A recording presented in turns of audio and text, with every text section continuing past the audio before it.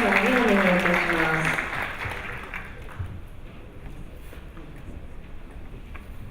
いや、本当にすごい映画だと、もう美しいし、でもデビュー作なんですよね。本当にオリーブの山マウンテンを今回上映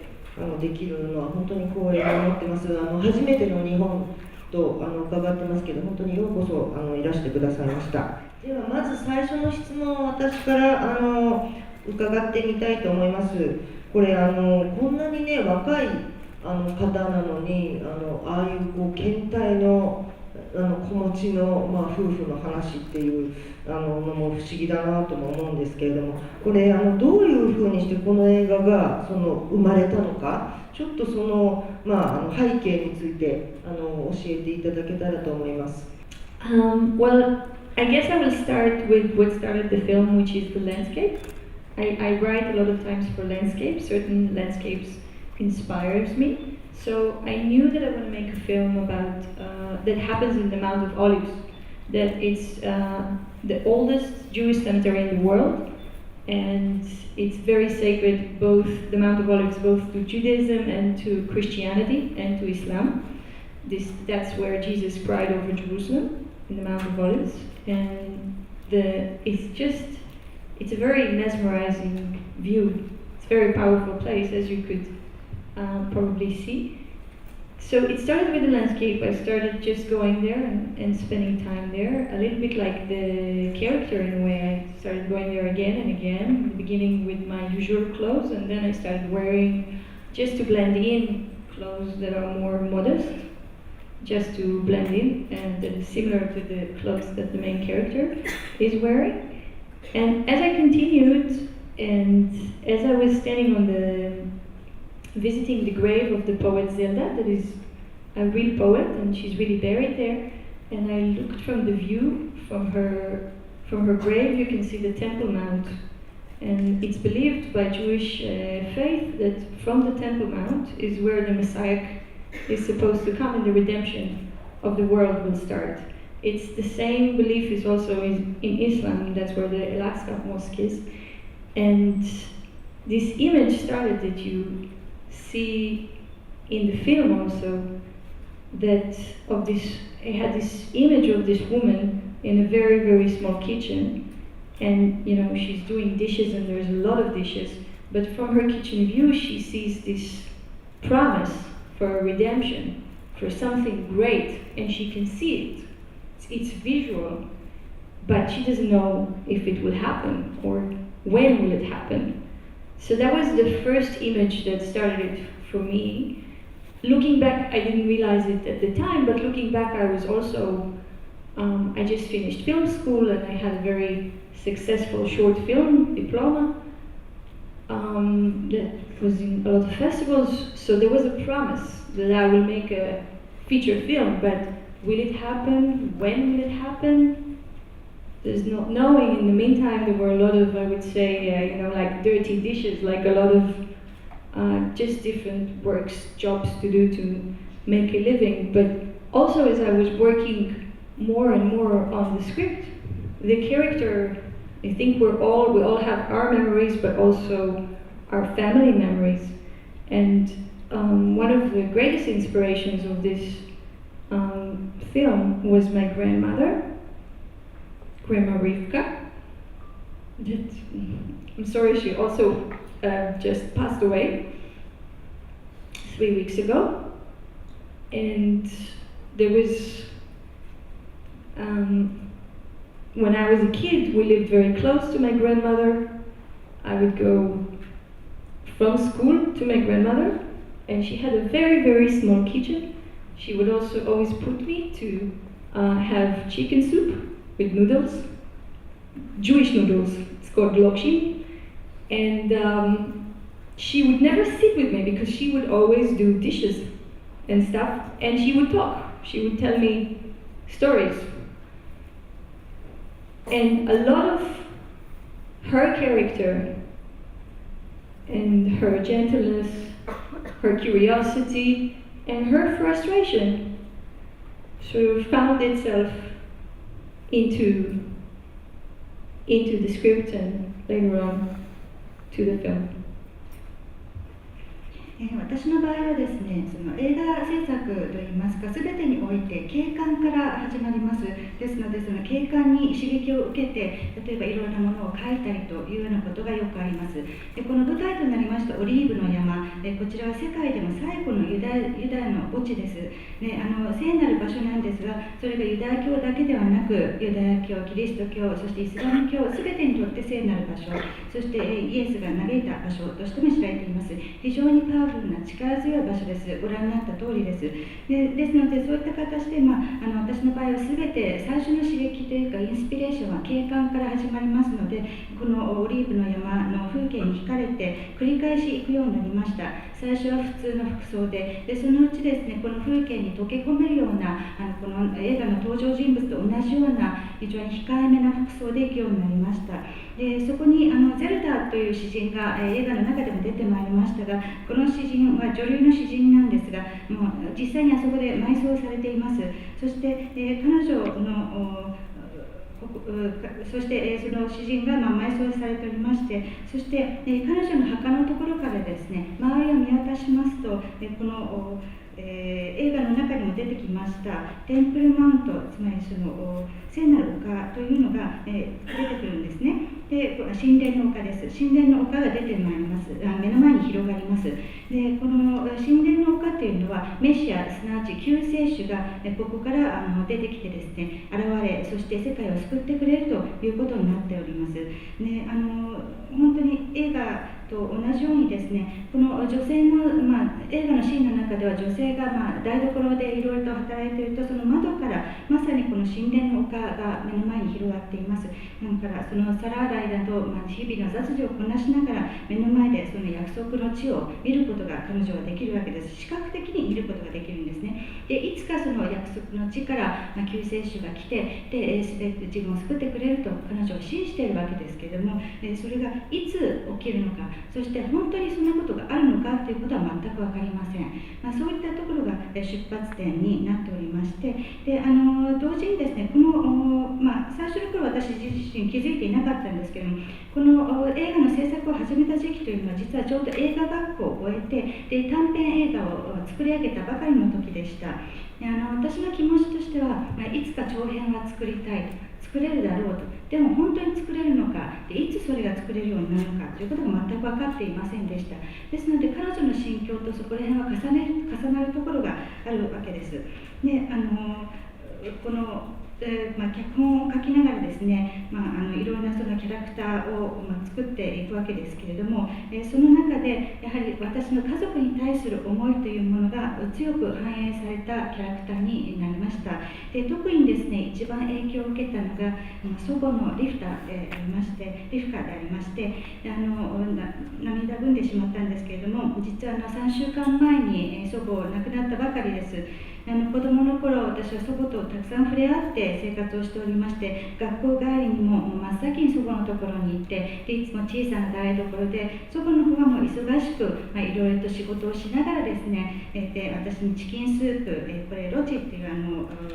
ヌードルが入った、チキンスープなんですけれども、それを食べさせてくれながらですね、いろんな話を語り聞かせてくれました。そういった彼女の穏やかさ、そして好奇心の強さ、さらにいろんなことにもちろんフラストレーションを感じているわけですから、そういった時のその祖母を、私が見ていた祖母の姿が強くこの脚本のキャラクターの中にもですね、反映されていると思います。主役の女性の方がすごく素敵で、物語の中の女性とぴったりマッチしてたと思うんですけど、あの方はイスラエルの方でどのようにしてこの映画に携わることになったのかお聞かせくださればと思います。She's an actress in Israel, and she graduated from an acting school in Israel called Yoram Levinstein. It's one of the biggest acting schools, so it was quite straightforward. It was just I worked with a very good casting agent called Michal Koren, and she just offered her for the role, and then we auditioned her and continued from there. そうです。彼女はイスラエルの女優でして、でイスラエルで最大の、演劇学校ですね、ラビンシュタインというところを、卒業した方です。でとても優秀なキャスティングエージェントと仕事をしておりましたので、そのキャスティングエージェントを通してですね、彼女を、発掘しといいますか、彼女と出会い、オーディションを通常通り行って、そして、実際に主役になってもらったということよろしいでしょうか。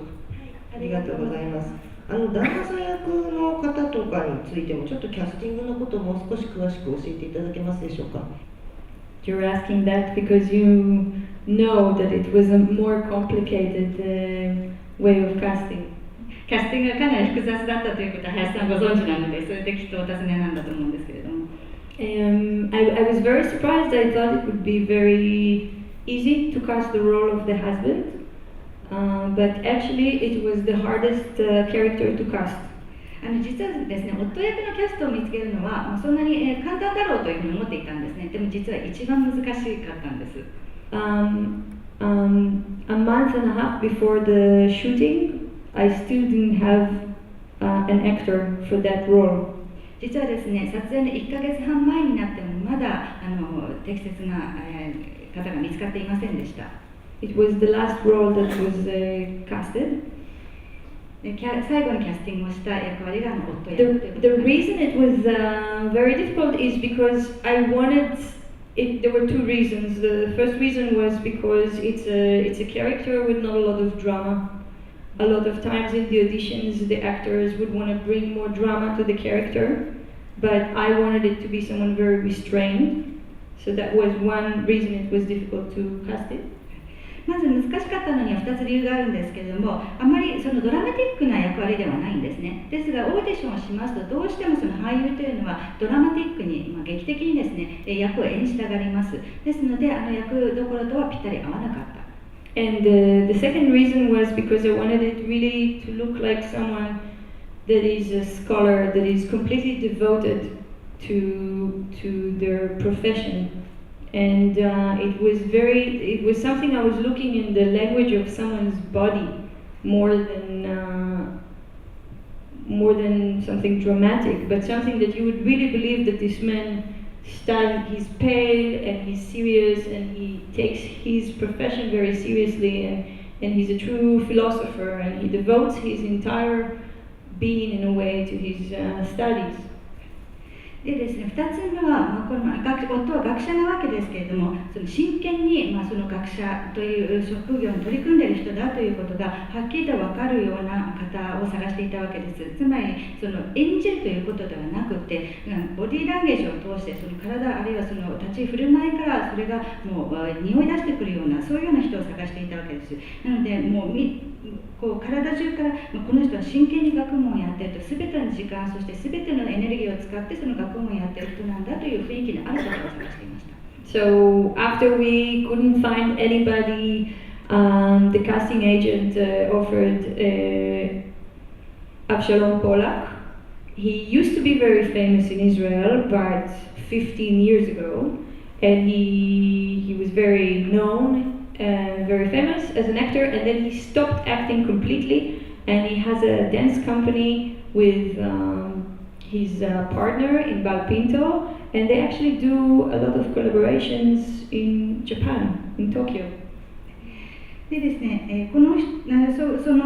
当に窮地に陥った時にですね、紹介されたのが、実際に演じてもらったアブシャロム・ポラックという、アクターです。彼はですね、15年前まではイスラエルでとても有名な方だったんですけれども、なんとも演技、芝居をですね、全てやめてしまった、俳優をやめてしまった。でもう今はその商売で、日本と東京ともたくさんコラボレーションをしているようなんですけれども、もう今その俳優業自体はもうやっていないというような方だったんです。Only the casting agent, she found him, she tracked him down, which was also difficult. And then she found him and she said, only one problem, he doesn't want to act. でそこでキャスティングエージェントが彼をもう何とかたどって見つけ出してきてたんです。そして私に言うには、1個だけ問題がありますと、もう二度と俳優やらないって言うんですって言われたんです。So then I had to in the beginning I said, look, you look the part, but maybe you're wrong for it. Maybe we just do one small matching with the actress with the main character, and we see maybe you're completely wrong, and that's it. He said, okay. We did the matching, he was perfect. I looked at it with the producers, we said, wow, it's him. It's him and it's them. They are the couple. I had to call him up and I said, I'm so sorry to let you know that it has to be you. And he said, oy vey. でですね、とりあえずもしかしたらこの人がぴったりじゃないかもしれないからその女優とのマッチアップをしてみようというようなことで、とりあえず合わせてみました。そして見たらプロデューサーとも一緒にですねみんな驚いたんですね。ぴったりのカップル、この2人じゃないとダメだというふうに思いました。そこで彼のところに電話をかけて、あなたじゃないと、もう申し訳ないけどあなたじゃないとダメですと、あなたと彼女の2人じゃないとダメですというふうに言いました。But then he read the script and we had a few talks and more talks, and basically I forced him and he did it. And from the moment he said yes, he was very, very devoted, and it was great working with him. もう脚本も読んでもらい、何回も話し合いをし、ようやくイエスと、もうほぼ無理やりですね、言わせました。ただし彼はもうイエスと言ってから真剣にその役に取り組んでくれました。ラストも気になるんですが、この映画の景観も本当に素晴らしかったんですが、音も素晴らしくて、アザンの音ですとか、なんかいろいろな音取りというのもとてもやはり監督にとっては大事なものだったんでしょうか。でそれとあともう一つ聞きたいのは、家族が、墓地の脇に住んでいるという状況っていうか、でおトイレを借りた人たちが正統派って言ってたんですが、この主人公たちのユダヤ人の家族としてのレベルって言ったら変ですけれども、どういう感じの立場の家族なんでしょうか。すごく伝統を守っているようでしたので、正統派とはまた違うのかとか、その辺ちょっと教えていただけますか。They live Orthodox lives. They're just in Judaism and in Israel especially, there are a lot of different streams of being Orthodox. So you have Orthodox, like the family, and for example, the women that came and wanted to use their bathroom, they're ultra-Orthodox. They're from a very certain group that is called Belz, and it's a Hasidic group. So they're ultra-Orthodox. And the family is Orthodox. It's a completely Orthodox way of living, but they're not as ultra as them. And then about the sound effects? About the sounds. Well, because I spent a lot of time there in the mountains, so when I was writing the script, a lot of the scenes I already knew where I want to shoot them. When I went for the first location scouting with the cinematographer Itai Maron, I told him, and this is where I was thinking in the script already. I just took him around and said, this is where the prostitution will be, this is where the burial will be, this is where the house is, just different things. And as I was spending a lot of time there, also just the natural sounds of the place, like the muezzin Muslim prayer in the morning, when I was writing, it wasn't on my mind. So later on when I was, we also recorded the sounds when we were shooting, and also it was an Israeli-Danish co-production. So a sound artist called Yaelle KAYAM, I hope I'm saying his family name properly, he came and he recorded all these extra sounds with his special mics. So we had a lot of original sounds of the surroundings of the Mount of Olives to work with and to build a soundtrack. まずその宗教的な側面からですけれども、どちらもですね、正統派は正統派なんですね。ただ正統派といいましても、イスラエルのユダヤ教にはいろんなまたさらに、その下の流派閥がありまして、で、このトイレを借りに来た女性たちは超正統派と言われる人たちです。で、住んでいる家族はいわゆる正統派というそのユダヤ教なんですね。で、音声に関してですけれども、山で私たくさん時間を作りながら、使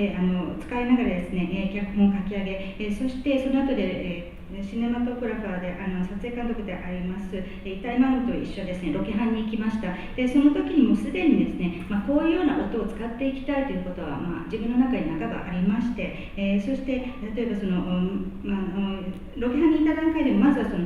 葬シーンはここ、家はここ、あるいは夜のシーンはここというふうにも私の方でも、だいぶ固まっていたんですけども、それと同時にその時の周辺の自然の音というのがあります。ですので脚本を書きながらも、そしてロケハンをしながらも、こういった音で、こういったこの場所で、こういった音で、そしてこういった場面をということをかなり具体的に頭に思い描いておりました。ですので、その撮影中も周辺の音は当然録音しておりましたし、あと今作品はですね、イスラエルとデンマークの共同制作になるものですから、デンマークの、人でヤコブ・キルケンさんという、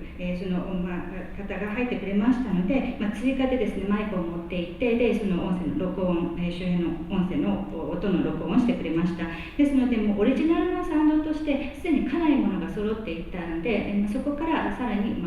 精査していったという形になります。ありがとうございます。